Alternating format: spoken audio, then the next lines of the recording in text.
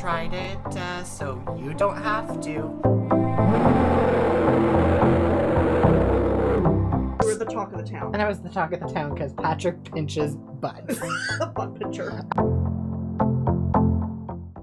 Hey guys, welcome to my channel. So I thought what I'd do in this video is do what a lot of YouTubers have been doing in the past and recently again. And it's going through the 16 different personalities, also known as the Myers-Briggs personality test. And apparently it's going to give you 4 initials which represent your personality. And I believe, like it says, there's 16 different outcomes that you can get from it. I remember taking it a long time ago in like a career development course that I took. I can't remember what I got, but I thought we'd try it out and see what I get. So why don't you hop along the ride? It might be a bit of a longer one since it goes kind of in depth and personal. And I'm going to be as honest as obviously as possible. So let's get right into it. All right, so free personality test. It's the 16 personalities. So let's start off. You enjoy vibrant social events with lots of people. I'm going to try my best to not stay neutral. I would say I would slightly agree with that. I do enjoy social events that are very fun. Lots of people, it depends sometimes, but on occasion I can enjoy it. You often spend time exploring unrealistic yet intriguing ideas. I would go more on a disagree with that. I like to be very realistic. Your travel plans are more likely to look like a rough list of ideas than a detailed itinerary. I would disagree with that. I like to plan out what activities or things I'm going to be doing on a vacation, but I also like leaving some things open in the air. But if I'm traveling to like a European country or somewhere where I'm actually going to visit things and explore things, I need a detailed list so that I'm making sure that I'm ticking off all the things I want to do. You often think about what you should have said in a conversation long after it has taken place. I agree with that. I usually do. If your friend is sad about something, your first instinct is support them emotionally, not try to solve their problem. I would also agree with that. People can rarely upset you. Highly disagree. I get upset very easily. I can sometimes be considered sensitive by some people. You often rely on other people to be the ones to start a conversation and keep it going. Back in the day, it used to be that way. However, I'm usually the one that's starting the conversation and trying to keep it going. If you have to temporarily put your plans on hold, you make sure it is your top priority to get back on track as soon as possible. I would agree with that. If I have to stop something or whatever, I usually try and rebook it, replan it, get back on it as soon as possible. You rarely worry if you made a good impression on someone you met. I would slightly agree with that. I usually, when I'm meeting strangers, don't really care, what impression I'm giving. I used to be different and care a lot, but for the past couple of years, I honestly don't care. It would be a challenge for you to spend the whole weekend all day by yourself without feeling bored. Highly disagree. It would not be a challenge. I'm usually okay with it. You are more of a detail-oriented than a big picture person. I would agree with that for sure. I get down in the details for sure. You are very affectionate with people you care about. Absolutely agree 100%. You have a careful and methodical approach to life. I would disagree with... Actually, I would agree. I do have a methodical approach when it comes to some things. You are still bothered by the mistakes you've made a long time ago. Yeah. They still come and haunt me for some reason. I gotta work through that for sure. At parties and similar events, you can mostly be found farther away from the action. I would disagree. Depends what event it is. If it's a friend's party and things like that, I'm in the middle of the action. But if it's a big gathering, not a lot of people I know, I will sometimes step away from the action in the party or the event. You often find it difficult to relate to people who let their emotions guide them. I would disagree with that. I let my emotions guide me sometimes. When looking for a movie to watch, you can spend ages browsing the catalog. I would disagree with that. Usually when I set my mind to a movie I want to watch, I know right away that's the one I want to watch. I don't need to flip through 50 million movies. You stay calm under a lot of pressure. Now, I've been told when I'm under pressure, I look like I'm stressed and panicked. And I know for a fact that my eyeballs will bulge and I get very snippy and short. But it's because I'm all about, okay, let's get it done. This, bam, bam, bam, bam, bam, when a lot of pressure's put on me. So I'd say I can sometimes stay calm. When in a group of people you do not know, you have no problem jumping right into the conversation. Highly disagree. If I don't know these people, I usually don't jump in. I just stand there and awkwardly nod and smile. When you sleep, your dreams tend to be bizarre and fantastical. I rarely dream, so no. In your opinion, it is sometimes okay to step on others to get ahead in life. I would disagree with that. I don't like stepping on others to get ahead. You are dedicated and focused on your goals, only rarely getting sidetracked. If I'm focused on a goal, I am going full force into it. If you make a mistake, you tend to start doubting yourself, your abilities, and your knowledge. Not always. I'll get super passive aggressive and be like, oh, I don't know. Apparently I'm not smart. But that kind of wears off in a day or two and I'm right back feeling fine. When at a social event, you rarely try to introduce yourself to new people and mostly talk to the ones you already know. I highly agree. I rarely talk to new people. You usually lose interest in a discussion when it gets philosophical. Yeah, I do. I like more realistic conversations. You would never let yourself cry in front of others. Disagree. I don't like crying in front of others, but I cry in front of others usually because I can't control my emotions. You feel more drawn to places with a bustling and busy atmosphere than to more quiet and intimate ones. I love city life. I love the hustle and bustle of the city. It just brings me energy and joy and happiness. But I do like quiet times, but I just love a busy city. You like discussing different views and theories on what the world could look like in the future.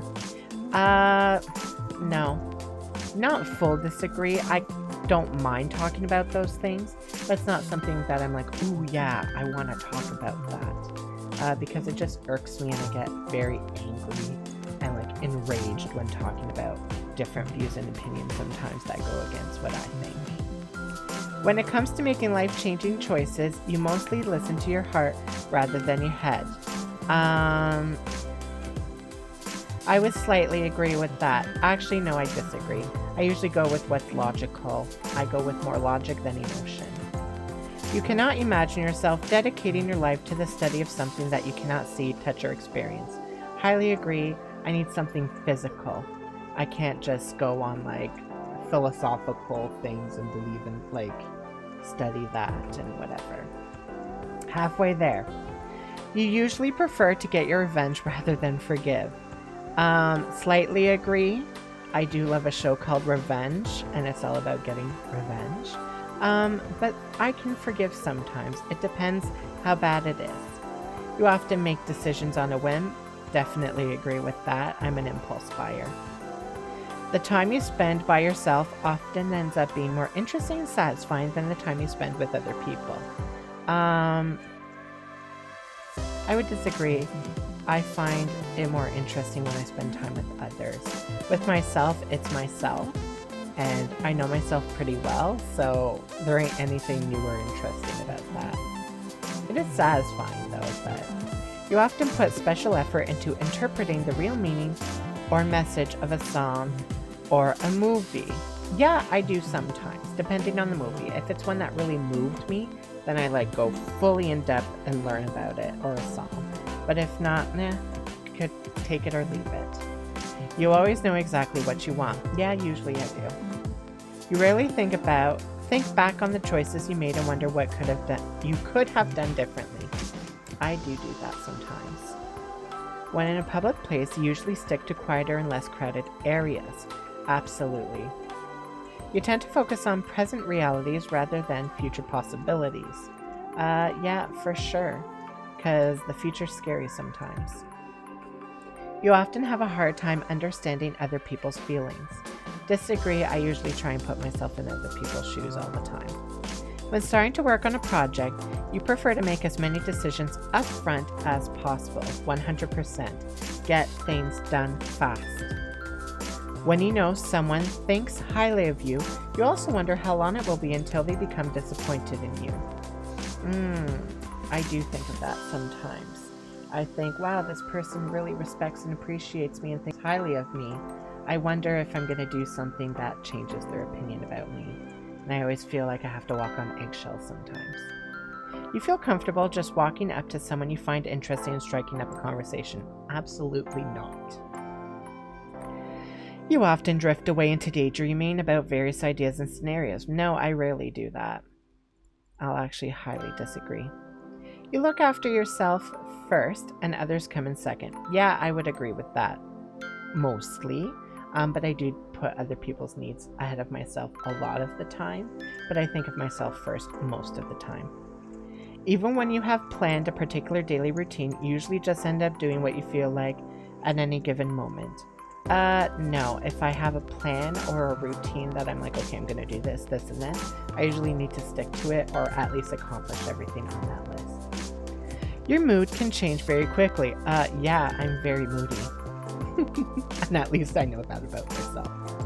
You often contemplate the reasons for human existence or the meaning of life. No, I don't like to talk about that, usually, so I don't think about it. You often talk about your own feelings and emotions. Yes, I do, because I'm a very emotional person. You have got detailed education or career development plans stretching several years into the future.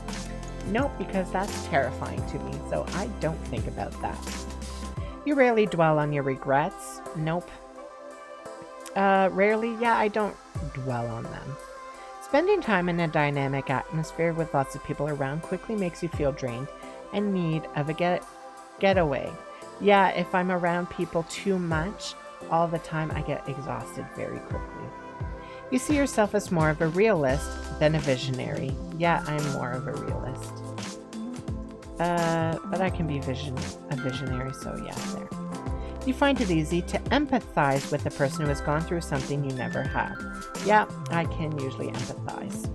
Because I'll take something similar to my own experience and use that as the basis. Your personal work style is closer to spontaneous bursts of energy than to organized and consistent efforts. I highly disagree. I'm highly organized. We're 90% there, folks. Your emotions control you more than you control them. Yep. After a long and exhausting week, a fun party is just what you need. Yeah, sometimes. I like to get my drink on. You frequently find yourself wondering how technological advancement could change everyday life. Not frequently. You always consider how your actions might affect other people before doing something. Yes, I do. It's exhausting. It's called worrying about every single outcome when doing something, and it is tiring. You still honor the commitments you have made, even if you have a change of heart? No, I don't. I suck at that. If I start not feeling like it, I usually just say, sorry, I'm not able to do it anymore, or whatever. And I know it's a terrible thing to do sometimes, and I feel guilty every time I do it, but I know for my own mental sanity, I have to do it, or I'm going to be miserable. You rarely feel insecure. Haha, you're funny. I do feel insecure sometimes, but I don't feel insecure a lot of the time. All right, so my personality type is a defender. I'm an ISFJT, so I'm 63% introverted, 84% observant, I'm 74% feeling, I'm 69% judging, and I'm 63% turbulent. All right, let's get more into the nitty-gritty of that. So the defender personality type is quite unique, as many of their qualities defy the definition of their individual traits. Though sensitive, defenders have excellent analytical abilities. Though reserved, they have well-developed people skills and robust social relationships. And though they are generally a conservative type, Defenders are often receptive to change and new ideas. As with so many things, people with a defender personality type are more than the sum of their parts, and it is the way they use these strengths that define who they are. Let's find out my strengths and my weaknesses. So the defender's strengths are supportive, reliable and patient, imaginative and observant, enthusiastic, loyal and hardworking, and have good practical skills. The weaknesses are humble and shy, take things too personally, repress their feelings, no, overload themselves, never, reluctant to change, depends, too altruistic, what does that mean? Otherwise, being such warm, good-natured people are willing to let things slide to believe things will get better soon. Yeah. Yup. Let's go with career paths. Okay. In many ways, defenders are the backbone of the modern workforce. Altruistic and well-rounded, no other personality type is so well suited to be of service of others. It is no surprise that many defenders are not just good at supporting their coworkers and customer in human resources and support positions, they genuinely enjoy it as it gives them the chance to calm frustrations, see things through to a practical solution, and be thanked, appreciated, and at the close of each ordeal. Alright, more about the defender. There's hardly a better type to make up such a large proportion of the population, nearly 13%. Combining the best of tradition and the desire to do good, defenders are found in lines of work with a sense of history behind them, such as medicine, academics, and charitable social work. Well, isn't that ironic? So some defenders that we may know is Beyonce, Queen Elizabeth II, Aretha Franklin, Vin Diesel, Halle Berry, Kate Middleton, Anne Hathaway, I don't know who that is, Selena Gomez, Caitlin Stark, the fictional person, Samwise Gamgee, don't know who that is, Dr. Watson, Captain America, I don't know that show, Will Turner, sure, Pam Beesly from The Office, don't know that person, Brie Vandekamp from Desperate Housewives. All right. And there you have it. Just a fun quiz to find out my personality type. And you know what? I would honestly say that's very true. I would say that I am all those personality things and characteristics about myself. And I'm okay with that. It's who I am, and I'm totally fine with that. I'll put a link down below to the quiz so that you can try it out yourself and find out who you are. And why don't you let me know down in the comments what results you get? I'm always curious to find that out. But anyways, I hope you guys like this video. Make sure to like, comment, and subscribe, and we'll see you in the next one. Bye!